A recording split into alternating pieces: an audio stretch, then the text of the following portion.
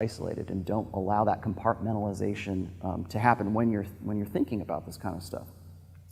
So now we're going to move on to hypergamy. And like I said, originally hypergamy was a sociological term. I'm redefining it.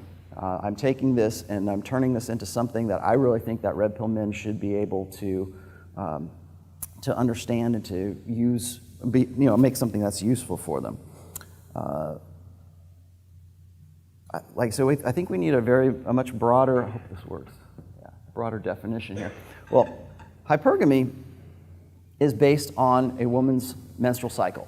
And these are the basics here. These are the most fundamental building blocks. A lot of the stuff that we go from here all the way up to making our legislation for abortion or making our legislation for consent laws or making our legislation for divorce laws and things like that, all that comes back to this. Now, I throw this up here first because this is a menstrual cycle. I'm sure we've all had sex ed at some point in our lives. And what the cycle does is it will follow a 28-day phase, the 14th day being the ovulatory phase, where you can see the egg comes out of the ovum. And you also will notice here, I think this is really the most important part right here, is the hormone levels. And you're looking at luteinous hormone and estrogen, follicular signaling hormone, I believe that's what it is. Yeah, FSH. And so you'll notice the spike that's right here, okay? Everything from this side over here is what I usually call, or right up to right in here is what I call the alpha phase. Right around here is going to be the beta phase. And when I get to the next slide, you can get a little bit better idea of that. But you can see what's going on here. You also see the basal body temperature jumps all the way up until she gets back into her follicular phase. In the follicular phase, or it's also known as the proliferative phase, this is when a woman's her tendencies, her behaviors are going to be more attracted to, or are going to show that she's more attracted to more masculinized men, more alpha men, if you will. All right, this is where we're at for ovulatory shift. Okay, ovulatory shift is a principle, or it's a dynamic that has been studied for, at least for the last 20, 25 years now. And what it is it's a series of research done mostly by Marty Hasselton. There's a Gangstad. There's a few other really prominent evolutionary psychologists who have done this work for us. But during the high fertility phase, women are more interested in alpha masculine dominance, arrogance, with a confident control, so what we were just describing about being an alpha male. They're looking for more masculinized features. They're looking for more into short-term breeding. They're also looking for vocal cues for themselves as well as their own ways of attracting that. So if you've ever been in a situation where your girlfriend says she wants to go out on a girls' night out, 9 times out of 10, it's going to be in the high fertility phase because they're going out and looking for a sexual opportunity or a breeding opportunity during this phase. So the follicular phase is defined by an increase in sexual interest in masculinized men with masculinized features. All of these features are testosterone based, so they're looking for men with a lower voice, more muscular, squared off jaw, anything that's a masculinized feature during this phase. And this is what I call, like I said, this is what I call the alpha phase right here. They're looking for that V taper. They're looking for that guy who is, and this is just presented there. No, we're just talking about just visual cues at this stage, okay? Not talking about anything else, because you can be a buff guy. You can look like Ivan here, okay? And if your communications or your subcommunications are such that you're effeminate, but you still look like a really buff guy, that's sending conflicting signals. So when we're just talking about visual cues, we're just talking about what the guy looks like, what he sounds like, his physical presence. Now, getting beyond that, there's also a need for masculine dominance during this phase.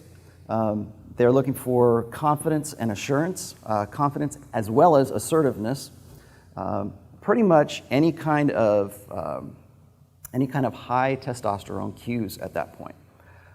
They've done research with women who, when they are in this phase, they can take the t-shirt sweat from guys who are one more masculinized and one more, quite not as masculinized, and they will let the women smell these, and they will almost always go for the high T guy's shirt as smelling sexier than the other guys.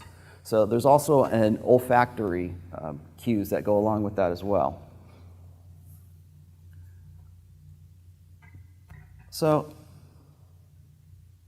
the reason for this, well, we'll move on to the beta set here. If there's any questions, please, speak up. Yeah. Are these phases the same for women that are on the pill? Well, that's a good question. Yes, but in a much more, it still follows the same pattern, but it's much more depressed. And I'll get to that later on when we get through here a little bit more. So beyond this, into the beta phase, this is where they're looking for more comfort and more looking for that provisioning type thing. We'll talk about that here in a second. But the evolutionary purpose, the latent purpose for this, is to breed with the best, breeding stock that a woman can find at that particular time. Hypergamy is defined by two things. It's defined by alpha fucks and beta bucks. And on this side of ovulation, it's alpha fucks. On this side of ovulation, it's beta bucks. Okay? And when we're talking about this side of things and high fertility, these are all features that would provide for the sexy sons theory. I'm not sure if anybody's familiar with the sexy sons theory, but it's wanting to have offspring that retain that kind of, these kind of survival level traits and attributes for their own children. That's because it gives them a higher, survivability in the wild. So we're looking at an evolved system right here that is within a woman's subconscious, and really, during this time here, people always, one of the most common questions I get from this is, how do I figure out when, whether a woman is in the follicular phase or she's in the luteal phase? I don't know any of this kind of stuff. And there are actually ways that men are already sensitive to this. Anybody familiar with what mate guarding is? Where it's like guys will do these behaviors and they'll try to be very possessive of their girlfriends. Like say right here, she says, I'm gonna go out with my friends and we're gonna go to do a GNO and we really wanna have a girls' night out. We're just having fun, don't worry about that guy.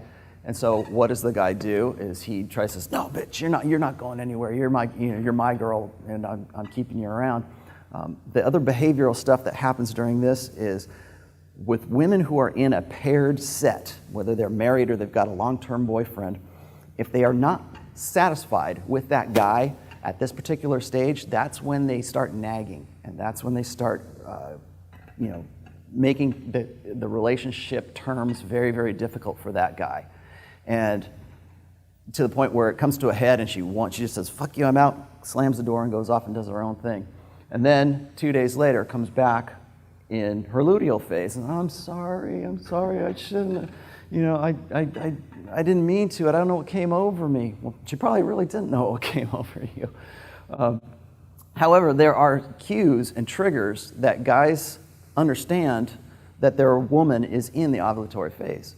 And usually, for guys who are in a paired matching that is satisfactory to a woman, she will then become more sexually aroused by that guy that she is in that relationship with. I think Socrates was just saying that when you can track your woman's ovulatory phase, assuming you have a long-term steady girlfriend, once you do that and understanding when you need to up the alpha during this phase and bring things down a little bit in the beta sort of provisioning phase right here, that can help you out with understanding how you can if you get that down to a science and really internalize that, you can then use that to your advantage in a long-term relationship. But within that long-term relationship, if the woman is satisfied with that guy, it's during that time that well, first of all, she's more likely to conceive.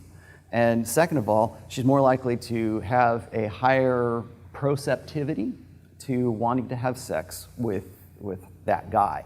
So there's also a downside to that as well, because if that woman is of a lower SMV than the guy that she's really, really hot for in her paired couple, that's when she starts mate guarding you.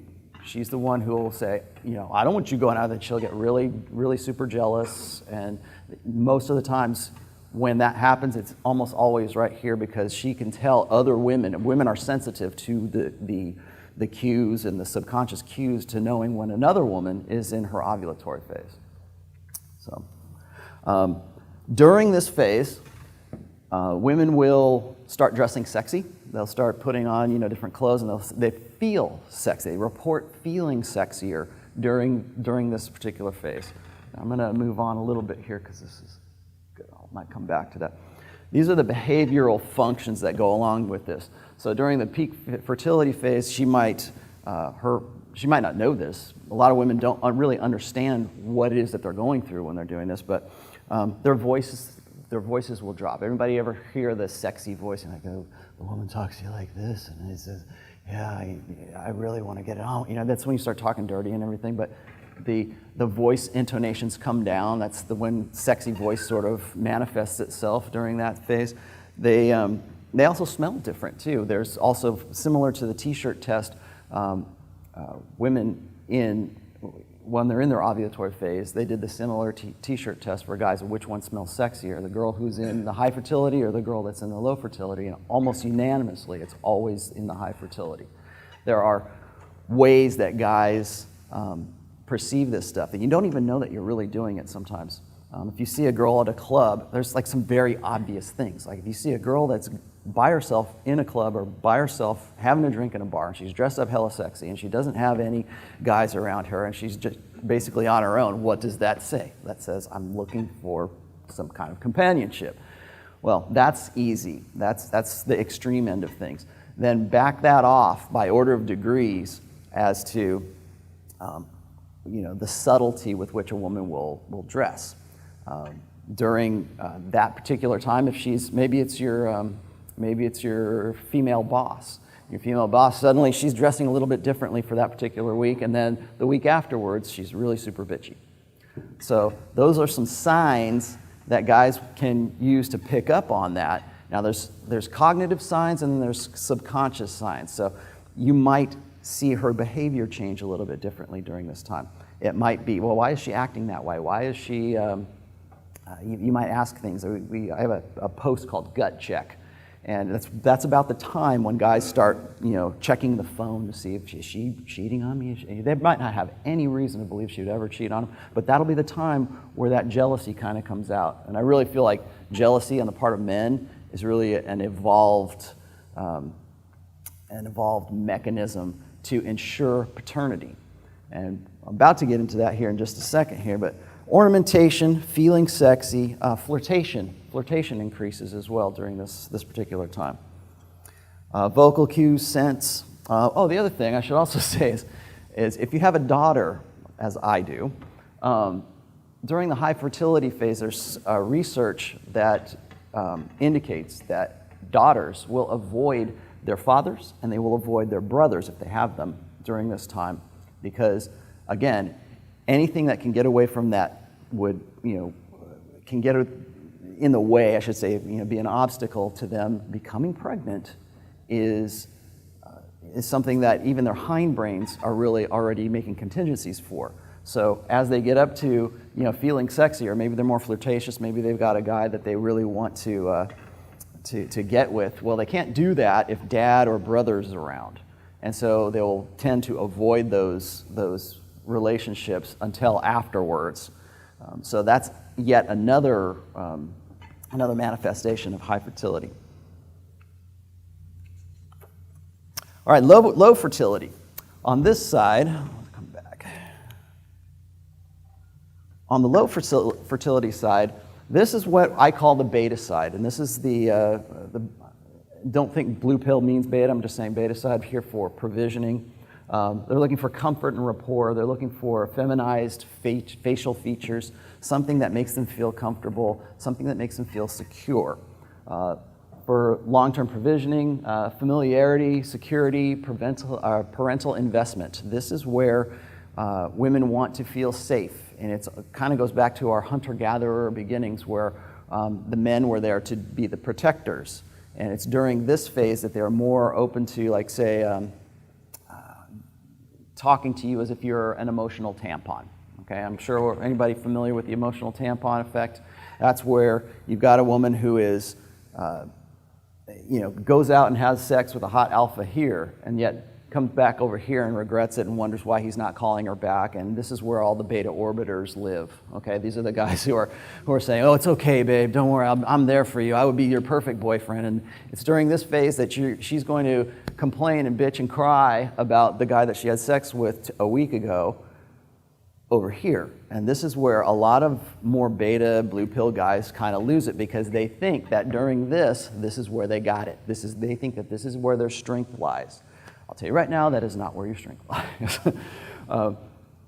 But because they're more prone to what a beta provider is, putting out right here, they think that they're getting in there. They think that they are identifying more with the feminine during this side, so that they're going to have a better chance. They're hoping that all of the equity and all of the investment that they put into the beta provisioning side of that is going to pay off when they come back over here. But I'll tell you right now, the guy she's crying for here is not the guy that she wants to fuck over here. So again, they're looking for, this is really what I also call the nesting side of things. This is when women become pregnant. This is when we have those feelings of wanting that safety, wanting to have that nesting kind of, people have probably heard the nesting instinct whenever a woman becomes pregnant. A lot of the same hormones that are involved in that are the ones that you're going to see, fluctuating through this one right here. Again, hormone levels drop, testosterone declines. A lot of guys simply think, and I know you guys have heard this before, guys want to say that women are more sexual than men. How many people have heard that? Have you heard that before? Women are more sexual than men, or they're just as sexual as men, if maybe not more. I'll tell you right now, that is a physical impossibility for a woman to do that. Because men have 12 to, if you're a healthy man, you have 12 to 17 times the amount of testosterone that a woman has. So even in her highest phase of fertility, at her horniest, she is not as horny as you are 24 hours a day, 7 days a week. For men's sexuality, it is always on. For women's, it is cyclic. This right here, just that little hump right there, proves that women are not as sexual as you got, anybody in this room is right now. So again, they're looking for, like I said, the emotional tampon, the phone friends, the beta orbiters, like I said, live over in this side. Comfort, security, provisioning, and then something else interesting happens over here. And what that is again, I've kind of planned out this little graph for you here so you can see where the hot and the cold goes. There's this side right here in the animal kingdom, and even they're making, they're trying to make some real, concerted research to prove that human beings, that human females, go through a state of estrus.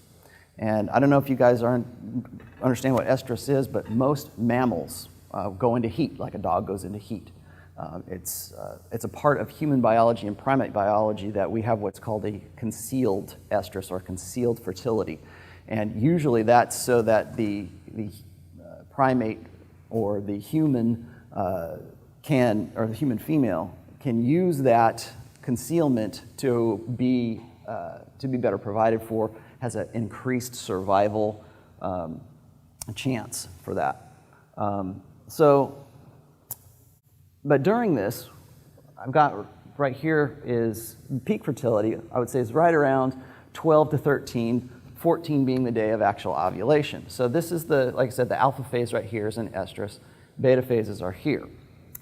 So from this side, what are the functions, or why? What is it that makes these particular phases useful to a woman? We already know what this does. We know that we're increasing a chance of fertility during ovulation during this part. But on these sides over here, the research shows that on the side of the beta and the low fertility, a lot of this side functions to confuse paternity. And the reason I say that is because in the animal kingdom, I'm going to go back to the animal kingdom, but in the primate kingdom, it is we have a transactional kind of sex and we have a validational kind of sex, okay? There's a kind where it's like it's a reciprocal. If I do this for you, you give me that. Then there is the validational sex, which is ovulatory sex. It has a function and you're hot for that, or that she's hot for you and she wants to have a baby, okay? So it's just like Socrates was saying a little while ago, it's all comes down to creating a family and putting two people together and making things happen.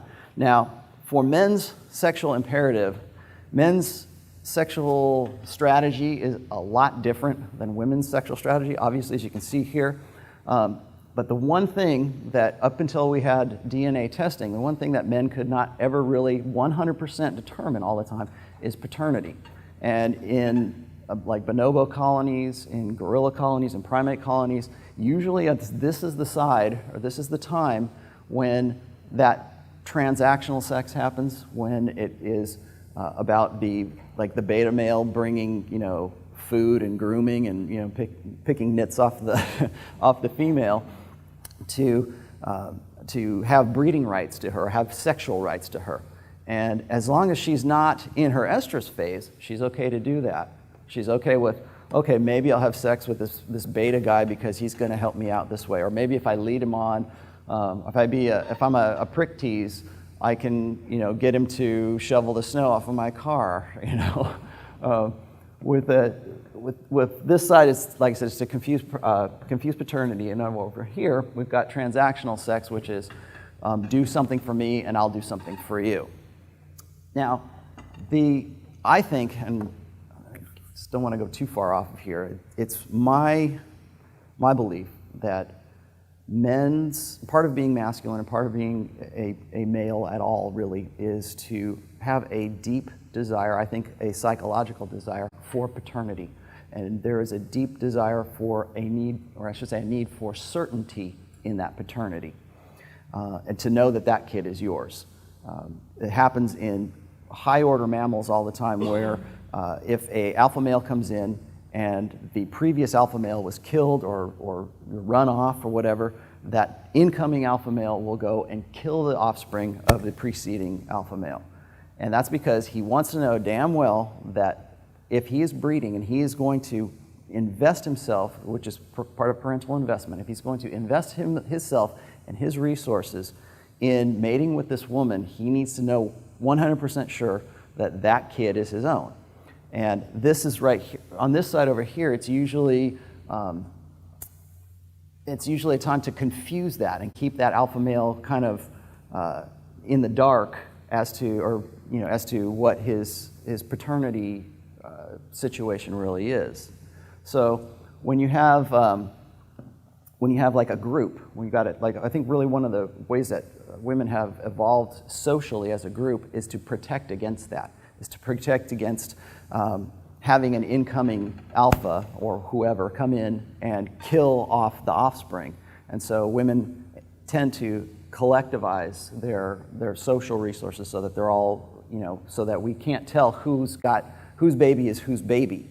So if you don't know whose baby that is, you might be killing your own kid and you might not. So during this confusion of paternity here, there are social conventions and there's ways that women like to protect that. How that transfers over into our modern day world, it could be women who breed with a guy in their 20s and they have the 2 kids from this really super alpha guy who wouldn't commit and had almost zero parental investment value to her. So now she's a single mother, and she's got 2 kids, and she doesn't know what to do with herself. And she's over here into the beta phase, and she still wants to have the security and the provisional side in the long term. She still wants to have that going on, but she needs to, in some way, make that incoming guy, the new guy who's coming in there to provide for her, make him believe that it doesn't matter whose kids it is, because if you're a guy who is dating a single mother and you want to adopt the kids and you want to take one for the team, you're basically signing up for your own cuckoldry. You're basically saying it's okay when you're 24 years old. Doesn't matter. I still love you no matter what. I'm going to adopt your kids. I'm going to do all this great stuff for you because, of course, that guy believes in what's called relational equity. But it's during that time when the man, or the beta guy, says he's going to take over the responsibility for the alpha, the previous alpha. That's when we have to make social conventions to cover that up. To confuse, not so much confuse paternity, but to say paternity is really not that important. So, get something to think about. Okay. Question, Roland? Yeah, go ahead. This all makes sense. And if I can summarize it, say the first phase is get good genetics from an alpha that has that's masculine, good survival. The second half is find a cut to support that. Yes. Now, the problem I have with this is I've always sort of imagined these phases as stretched out over years, Yes. not on a short rapid cycling. Yes. This helps explain some of the indecisiveness and capriciousness of women, to sort of explain the cyclic changes. But going after the alphas in their 20s and then they get in their late 30s or maybe early 40s, they're like, well, I got to find a good guy now to do this. So that all makes sense. Yeah. I'm gonna get into that later on here, but if you read the second book, that entire book is dedicated to exactly. But the problem is that men don't rapid cycle like that. You're kind of beta or you're alpha. You can't switch back and forth like that. So, and maybe you're going to talk about this, is how this can translate to a man's strategy. It's great to understand it, but how do you take advantage of that? Okay, knowledge? well, what we're talking about is 2 things. Okay, this is the short term right here. This is just the month to month. Okay, we're not talking about stretching out over years, but we're going to talk about that here in just a moment. And then again, getting back to what's the best strategy that you can work for. Well, I would say during this side right here, you're looking at upping the alpha and being more dominant, and understanding that the woman is already in that phase of her ovulation. And so there are certain game techniques, or so you can be cocky and funny. There's certain things that you can do that are going to make you a little bit more appealing, and to play on those. I think it was Athol Kay who wanted to, from Married Man Sex Life, who really wanted to say, well, you need to have a really more of a balance. And I was saying, I'll tell you right now, everybody who has come up from a blue pill beginning already has all these qualities in spades right now.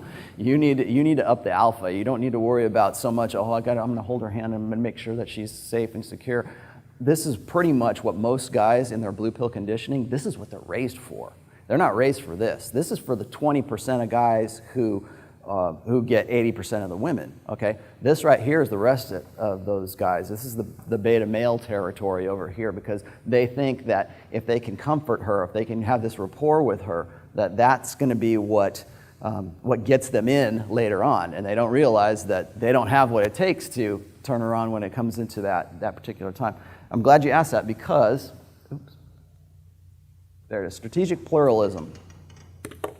I'm just going to read this real quick. And this was from a Marty Haselton study. It says, according to strategic pluralism theory, men have evolved to pursue reproductive strategies that are contingent on their value on the mating market. Most attractive men accrue reproductive benefits from spending more time seeking multiple partners out and relatively less time in investing in offspring. Those are your alphas. Those are the guys that we were talking about in the high fertility phase, okay?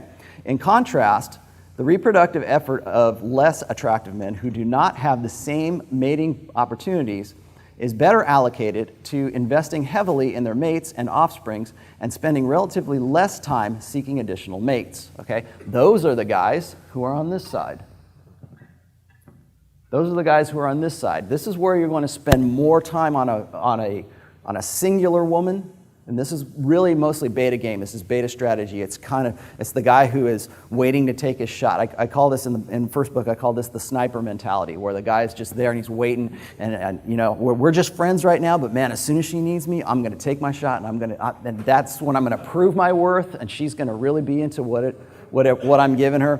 Why can't she see that I'm the perfect boyfriend? Why can't she see that I would make the perfect husband? Well, she's not going to see that because your whole game relies on this side of the hypergamous spectrum, okay? On the opposite side, this is the guy who, when we've talked about the Pareto principle on a few times. If you look at, I think it's in the second book or the third book. The Pareto principle is, of course, the 80-20 rule, where it's 20% of the effort gets you 80% of the results, okay? Something very similar to that happens in the sexual marketplace. 20% is being generous. 20% of guys are that alpha guy who women want to get with during that high fertility phase. The rest over here are those 80% that are still playing the beta game, and they're still trying to put all of their resources into getting the girl, and putting all of their resources into, applying themselves and investing themselves into one girl. These are the guys over on the 20%. These are the guys who are spreading the seed. This is the male imperative, unlimited access to unlimited sexuality. And that is in pretty much every guy in this room. And if you doubt me on that, just go and look at how popular pornography is, because pornography does exactly this. It appeals to unlimited access to unlimited sexuality. And that's why we have free online porn right now, but you got to go, pay money to watch a movie, to watch a hit movie. But you don't have to for pornography. It's right there, and it's because that's what it's playing onto. It's playing onto that 80-20 rule. So you got the guys over here who are able to live that and to spread the seed and to have sex with multiple women. And over here you've got the guys who are going to focus on one or very few women. So that is strategic pluralism. There. I'll read you the rest of that because it's very important to understand alpha fucks and beta bucks from this. From a woman's perspective, the ideal is to attract a partner who confers both long-term investment benefits and genetic benefits. Not all women, however, will be able to attract long-term investing mates who also display heritable fitness cues. Consequently, women face trade-offs in choosing mates because they may be forced to choose between males displaying fitness indicators, on that side, and those who will assist in offspring care and be good long-term mates. Dads before cads, or cads before dads. The most straightforward prediction follows that women seeking short-term mates will seek short-term mates when the man's only contribution is genetic offspring. They should prefer muscularity more than women seeking long-term mates. So what they're saying is that, again, we get back to the alpha fucks and the beta bucks. And that is pretty much what defines women's sexual strategy. They're trying to make a balance. They're trying to make a balance from the guy that she really wants to have sex with and the guy that she really wants to have babies with and have a family going. And I think that a lot of prominent, I don't want to say purple pill, but prominent speakers on this kind of thing fail to account for the alpha fuck side of things. They tend to think, I think it was Jordan Peterson, recently, was talking about how hypergamy affects male dominance hierarchies, and I'll get onto that here in just a moment. But just to lead up to that, Jordan Peterson and a lot of guys, especially who are family-oriented guys, who I would say have lean a little bit more on the beta and the blue pill side of things, they still want to pedestalize a womankind. They still want to say she's infallible and she's beautiful and she's divine and she's just, I'm this lowly worm and she's just one step closer to God. And they want to still keep womankind pedestalized. So they tend to ignore all this stuff on this side, okay? And so they only want to focus their game and their social outlook and their life outlook or whatever they're going to do to create a family. This is all that's important to them, and they just kind of conveniently push this away. And these are the guys who, when they get to be 29 years old and women are suddenly starting to pay attention to them, that they think that their ship has come in and their patience has paid off and they're really, they're really ready to go and finally build a family. And all these girls who wouldn't have anything to do with them, like in the long term, when we're talking them in their party years, now suddenly that woman is necessitous and she needs to lock this guy down. Well, who's the best guy to do that with? The guy who's been preparing his whole damn life for this. And so those are the guys who get really self-righteous and they go and say, you know what, I finally, everything that I was doing as a beta guy and identifying, it's suddenly paying off now. And, nice guys finish last, but hey, I finished. And so they build up this side and then conveniently forget this. And it's usually at that point what happens is the epiphany phase. And I'm sure people are probably, anybody aware of the epiphany phase that I took? It's the time between 29 and 32 years old for women when they're cashing out of the sexual marketplace. And on my own belief, I really still think that's pretty late, because I think that from a fertility standpoint, women need to have babies way before that. But they realize that if I don't lock somebody down, I'm not going to have anybody at all. And so what do we see in society right now? We see women saying, oh, I can't find any good guys, and they're 36 years old, and they're well past the wall. They're well past any time of their lives where they wouldn't have any complications with a pregnancy, and they're freezing their eggs. And they're believing that at some point they're going to be able to come back in and restart their lives once they found Mr. Right. Well, all of that stuff comes from her, well, first of all, a false belief that she's going to have that, but that her attractiveness is evergreen. And so when she hits 29 years old, she realizes she can't compete with the girls who were 24, so she's got to cash out of that. Now, the guy who's waiting for her at the end of that, like I said, he's feeling lucky, but what he does is he ignores this stuff. And it's very important that if you're going to accept hypergamy, it's not just, the most important part is not just the provisioning side. This side, the alpha fuck side, is just as important, if not more important, than the beta side of things. And if you don't believe me, what we have here is Tinder's attractiveness scale. I don't know if anybody has seen this yet, but what we're looking at right now is this right here is the physical preferences for the top men, and you'll also see that this is identical to the 80-20 graph that we were just talking about.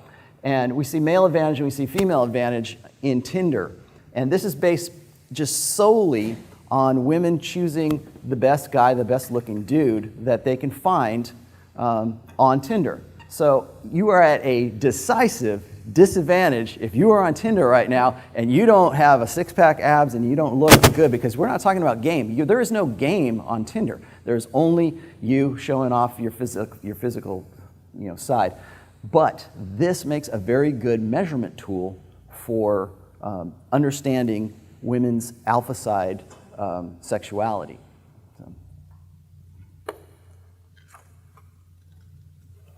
All right, I don't know, maybe you guys, just a few little fun facts. Today's human population is descended from twice as many women as men. Okay, these are from doing DNA and genomic research. 80% of women, but only 40% of men reproduced in our evolutionary past. Genomic research shows that 17 women reproduced for every one man 8,000 years ago, and that was after agriculture. So. Also, regardless of war, famine, disease, the stats are always the same. Women's strategy ultimately decides the breeding of this species. And that's what I'm going to get into right now, is what Dr. Jordan Peterson was talking about when he was saying that hypergamy causes male dominance hierarchies. Hypergamy itself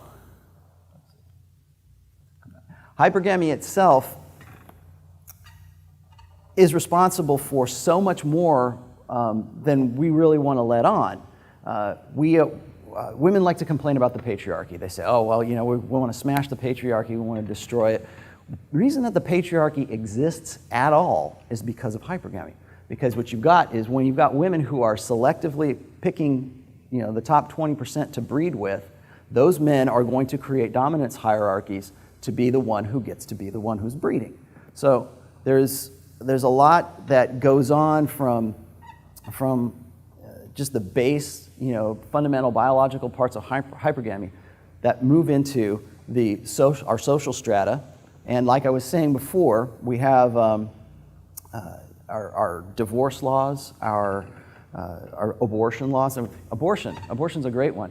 And I've said this before, if you ever follow my Twitter feed, is abortion is the last word in hypergamy, because nothing says he's not the one like being able to legally end his child's life in utero. Okay, why is there such an outcry when we take that away? If we say we're going to make abortion illegal, why is there such an outcry for that? Why is there such a we need to have our bodies ourselves, and that's a good social narrative right there. Women will do everything in their power to control hypergamy. And back before the sexual revolution, back when we were, any time before, say, 1960, when we didn't have the sexual revolution and we didn't have unilaterally controlled birth control for women, we had checks and balances on hypergamy. It came in the form of the church. It might come in like social controls. It might be just shame. It was shameful to have a child out of wedlock back in just as early as the 50s. They had to go and take, your poor daughter, she got knocked up. We're going to have to take her secretly off somewhere so she can have the baby, and because it was just a disgrace on the family. That social control is a control on hypergamy, because anything that controls that breeding, anything that gets in the way of a woman's sexual strategy is something that they have always needed to have a complete control over, but have not been allowed that. That's why we think of women as being repressed, or we're repressing women's sexuality. Why would we do that? Why would we want to repress any woman's sexuality, especially for guys who really want to get laid all the time? I mean, that was the best thing about the sexual revolution and birth control, was because finally guys didn't have to worry about it. We can go have sex with whoever we want to, because we don't have to worry about them getting pregnant. Maybe we got to worry about syphilis, but we don't have to worry about that anymore because we've got this great control for it. So guys signed up for that, but they didn't realize is they're also signing up for their own selectively being bred out of the gene pool. So if you say, hey, you don't have to worry about your burden of performance, you don't have to worry about being a man, all that stuff that you had to worry about before and qualifying and being a good provider and all that, don't worry about that anymore, because it's what's on the inside that counts. and so guys picked up on that because they want to have that sexual access, because remember what we were talking about before, unlimited access to unlimited sexuality. In today's society, when we've got hypergamy is really defining the conversation between all kinds of things that we want to do. If we go and we say, just say we had Viagra, and then just recently we had the Viagra for women, and women wouldn't take it. And why wouldn't they want to take something that makes them hot for their husband or whatever at a certain time? Because it bypasses all of that stuff. It goes all, beyond, taking that sexual control away from them. So if I can just give you a pill like Spanish fly, remember Spanish fly? Yeah, I'm going to give you Spanish fly and you're going to get horny, we're going to go have sex, right? Well, you're trying to medically treat hypergamy is what you're doing with that. You're trying to say, here's a pill so I can get past your hypergamy and go. Well, women are appalled at that. They don't know why they're appalled at that, but in the back of their head, the reason that they are is because it removes that control. It removes the hypergamous control over their ability to choose who they want to breed with and who they want to have, a life with and a family with. So you've got the guy that she wants to have sex with, and you've got the guy that she wants to live with. And like I said, they rarely come together, and they rarely do the two meet up. But that, in a nutshell, is like the conundrum of hypergamy. They're trying to balance those two guys out. And I would argue that today, women are not even really looking for that guy who embodies both of them anymore. They're looking for the guy that she can have sex with, and then the guy that she can have a life with. And that's why we see the rise of like polygamists. Like, I don't know if anybody's familiar with the poly movement. And the poly movement is basically it's two betas fighting over one girl who's going out on Saturday night to go fuck the alpha. And so she's just basically trying to figure out who are the two betas that she's going to live with and has the best providing potential. But I think that it's really important to look at certain things like consent is another one.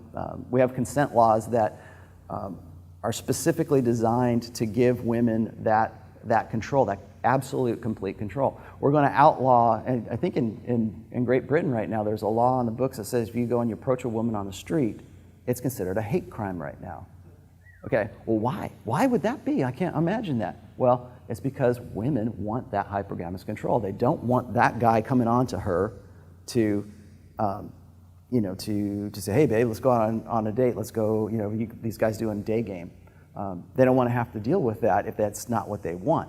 Again, it comes back to it's a complete legal control over who they want to breed with and who they want to live with. The same can be said for divorce laws. We're still standardizing on divorce laws that are still based on the old set of books or the old social contract, and we're expecting men to be these perfect providers, and no matter what. So we're going to always, it's a resource transfer is really what it is when it comes to divorce, where we've got this guy who was, maybe he was a beta guy, and he's going to be paying child support and alimony, and at the same time, she's going to say, okay, my security needs are met, and we're going to talk about the long term here. My security needs are met. Now I don't have to deal with that, and I'm going to just focus on alpha fucks for a while. So the dad is already taken care of. He doesn't live in the house. He's paying money. He gets to see his kids, 50% of the time, and she's going to go off, and what's she going to focus on? She's not going to focus on trying to find Mr. Right again. She's going to go and look for, the guy that she wants to have sex with and have some fun with, and then a week later, she's going to go back to being mom. We have, what was it? I got it right here.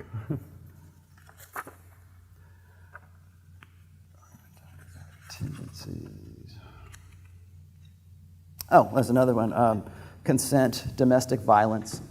We have talked about the female Viagra there, but even domestic violence laws, we're looking at removing a man from that situation, removing the guy completely out. We'd never even think of putting the blame onto a woman.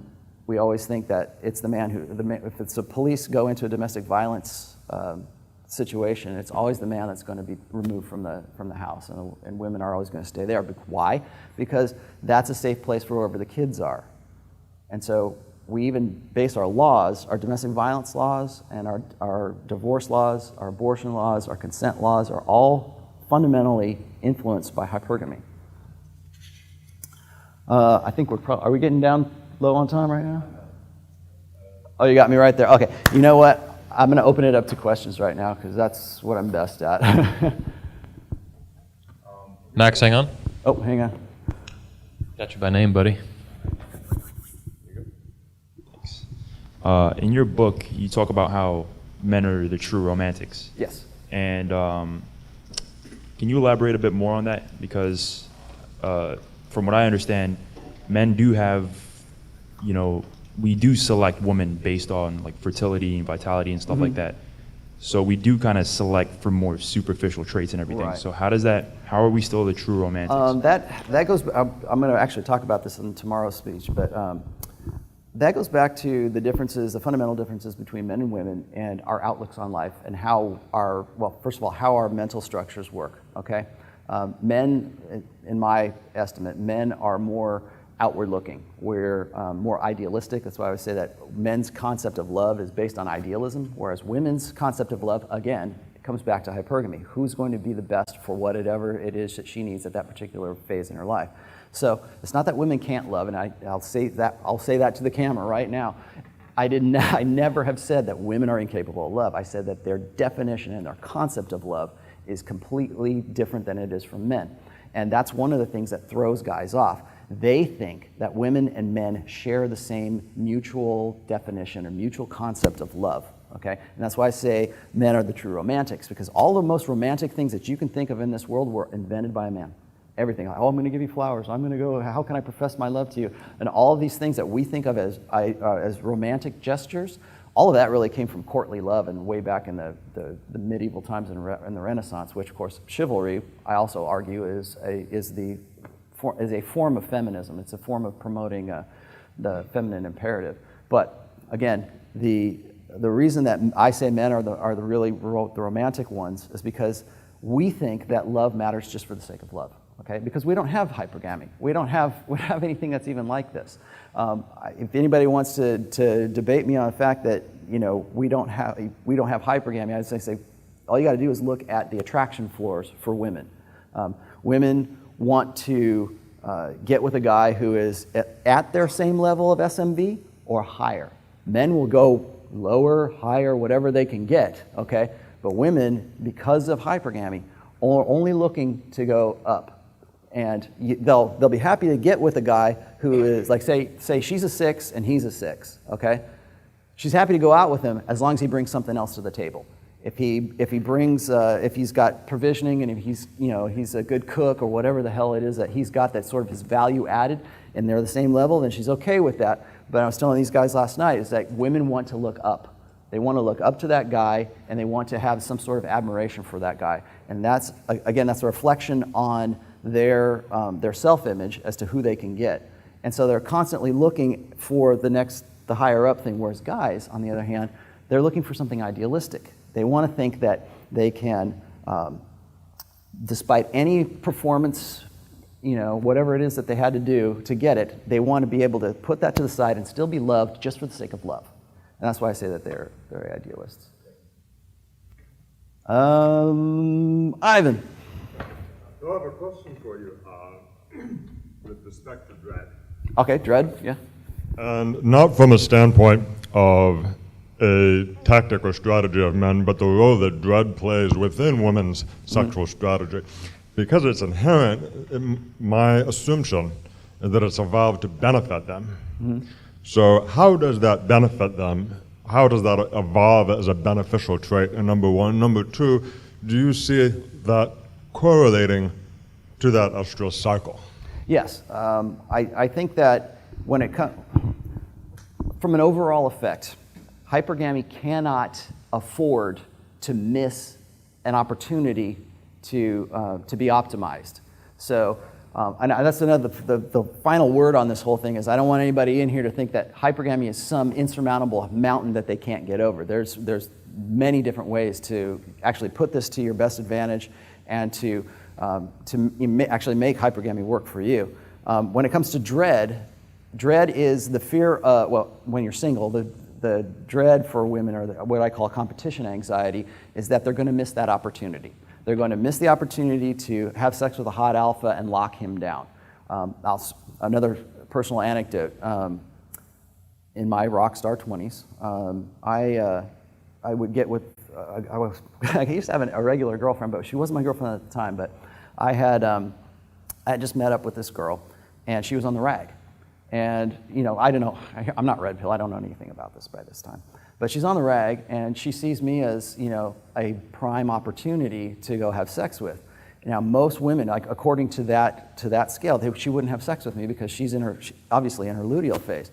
But if a good enough opportunity comes around, she's going to go and have sex with that guy so she can lock that guy down so that when she comes back around to that next part of her cycle, that she is going to have that guy hopefully as a long-term parental investment. That's where the dread comes in, because she doesn't want to miss out on that. She says, this guy is so high. We were just talking about attraction floors. This guy, I'm a 6 and she's a 6 and he's like an 8, right? She can't afford to go, no, I'm on the rag right now and I don't want to have sex with you. So can you wait for a couple weeks? She's not going to say that. She wants to get you right then and there, because if she does it, she's going to miss out on that opportunity. And that's where competition anxiety comes in, because if she doesn't, some other girl is. And so that's where dread comes in when you're single. When you're married or when you have a steady girlfriend, the dread at that point is, assuming you're still above her attraction floor, the fear is loss. And it's similar to that, but that's why we were talking before, that's why women mate guard. Because if they're really satisfied with you and you are like two steps above her in SMV, then that's when she's going to get really jealous and she's going to want to keep you and lock you down. So that's dread. That's all the time we have. That's Give it all. up for Rollo Tomasi. Thank you.